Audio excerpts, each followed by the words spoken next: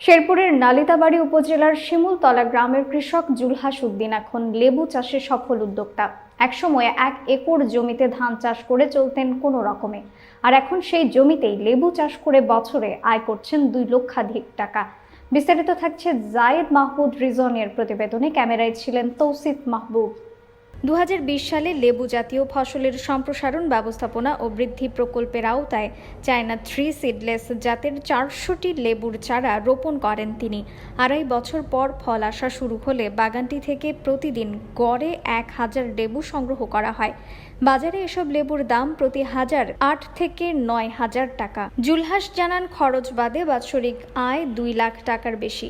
পাশাপাশি সাথী ফসল হিসেবে শাকসবজিও চাষ করছেন তিনি। উপজেলা কৃষি কর্মকর্তা মোহাম্মদ মওদুদ আহমেদ ও কৃষিবিদ মোহাম্মদ আব্দুল ওয়াদুদ জানান, বাগান সৃজনে জুলহাসকে কারিগরি সহায়তা ও পরামর্শ দেওয়া হয়েছে। তার বাগানে ড্রিপ ইরিগেশন পদ্ধতিও স্থাপন করা হয়েছে।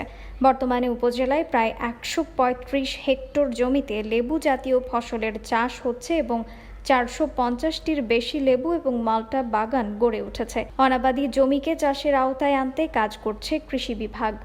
আমার ড্রিপ ইরিগেশনের লাইন আছে, 1 একর জমিনে আমি লেবু বাগান করছি, 400 গাছ।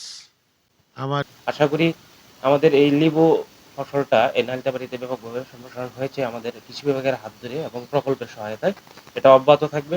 যেসব জমি পতিত থাকে এবং যেখানে অন্য ফসল করার উপযোগিতা কম, ওই জায়গাগুলোতে লেবু জাতীয় ফসল আবাদের মাধ্যমে লেবু জাতীয় ফসলের যে ঘাটতি আছে সেটা পূরণ করা, পাশাপাশি আমাদের অনাবাদি জমিগুলোকে আবাদের আওতায় নিয়ে আসা।